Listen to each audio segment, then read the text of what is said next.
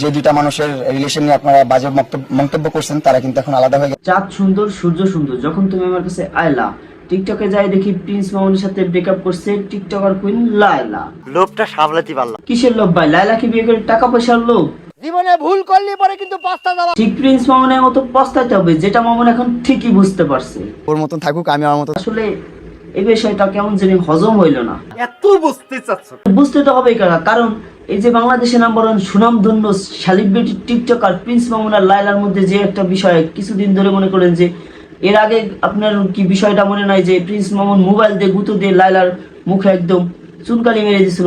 ওই কথার মনে করায় দিস। পৃথিবীতে শুধুমাত্র আমরা জন্মগ্রহণ করছি কাপড় ব্লগারদের নষ্ট ব্লগ দেখার জন্য এবং প্রিন্স মামুন আর লায়লার ঝগড়া দেখার জন্য। কিন্তু কিছু কিছু ব্যবহারের কারণে আমি এখন চলে আসছি ওর মতন, আমি আমার মতন। আমি চাই না ওর লাইফ ব্যাক যেতে। আর সহজ করে বলতে গেলে দুনিয়াটা হলো রঙ্গমঞ্চ আর লালার বাসা হলো সেটা সদুদ্যোক্ত। মামুন ভাই একটা কথা বলবো, যদিও কথাটা বলতে আমার শরম করতেছে, বলতে খুবই শরম করতে না মানে আপনি তো এটা ক্লিয়ার করেন যে তার সাথে আর আপনি থাকবেন না, কিন্তু আমাদের মনে একটা প্রশ্ন আছে। প্রশ্ন হলো যে আপনি যে বেচারির সাথে একসাথে তলায় থাকলেন এবং এক বিছানায় মনে করেন এক রুমে থাকলেন, কিন্তু সেটার তো কোনো বিষয়টা ক্লিয়ার করলেন না, ওটার কি হবে আমরা তো একটু জানতে চাই। সে হচ্ছে ডুপ্লেক্স। ও আমি দোতলায়, আমি বলে আমি নিচতলায় থাকতাম, ও দোতলায় থাকতো।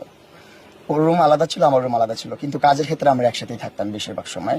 যখন শুট করতাম একসাথে থাকতাম, আবার ঘুমানোর সময় নিজেরা নিজের মতো থাকতাম। যাই হোক, আমি তো বলতাম মামুন ভাই আমাদের অন্য টিকটকার মতো না। যাই হোক, মামুন ভাই তো ঠিকই আছে, বিয়ে ছাড়া মনে করেন যে একসাথে থাকছে। যাই হোক, বিয়ে ছাড়া একসাথে থাকছে কিন্তু অন্যরকম ওই ধরনের কোনো কিছুই করে নাই। যাই হোক মামুন ভাই, কিন্তু মামুন ভাই আমাদের লায়লা আপাতত দেখলাম ফেসবুকে তার কি যেন একটা ভিডিও আপলোড দিছে।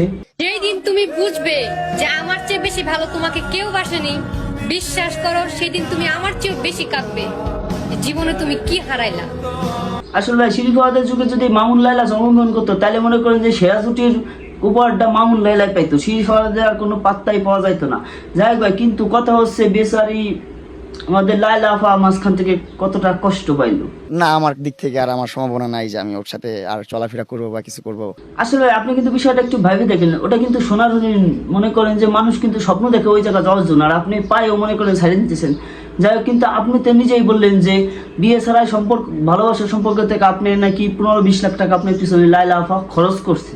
ও 4 বছরে আমার পিছনে প্রায় 15-20 লাখ টাকা স্পেন্ড করছে। আসলে ভাই আপনারাই বলেন, যেই ছেলে মনে করেন যে এত সুন্দর একটা মেয়েকে ছেড়ে চলে যায় তার মাথাতে শুধুমাত্র গোবরই থাকবে, যার প্রমাণও কিন্তু আছে। হচ্ছে যে গোবরের যে ঘ্রাণটা, এটাই সবচেয়ে বেশি ভালো লাগে। গ্রামে আসার পর গোবরের একটা ঘ্রাণ আসে, স্মেল। আসলে ভাই সত্যি কথা কি, যার মাথায় যদি গোবর থাকে তার তো মনে করেন গোবরের স্মেলটা অনেক সুন্দরই লাগবে।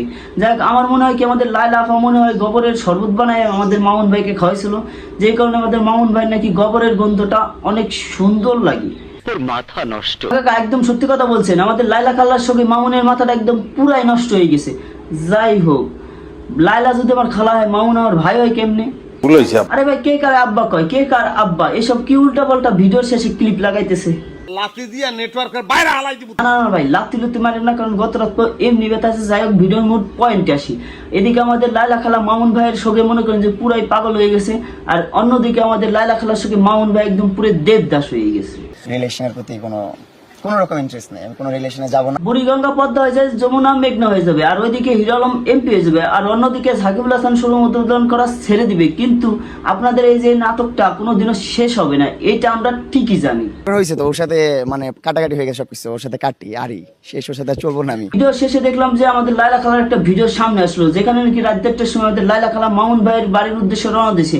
আমার মনে হয় কি এদের সম্পর্কটা ঠিক আগের মতো আবার ঠিক হবে কিনা সেটা নিয়ে খুব সন্দেহের মধ্যে, দ্বিধাদ্বন্দ্বের মধ্যে আমরা এখনো আছি। যতটুকু চিনি আমি বলতে পারি যে আজকে ঝগড়াঝাটি ঠিক হবে। কিন্তু ভাই আসলে সত্যি কথা কি, দেখবেন যে শেষমেশে এদের দুজনের ঠিকই মিলন হয়ে যাচ্ছে, কিন্তু মাঝখান দিয়ে বলো হয়ে যেতে আমি আপনি আরো মনে করেন যে সবাই। যাই হোক ভাই, এরা যেমন চায় তাই আমাদের কি। যাই হোক, আমাদের তো শুধুমাত্র লাগবে ভিউজ আর ভিউজ।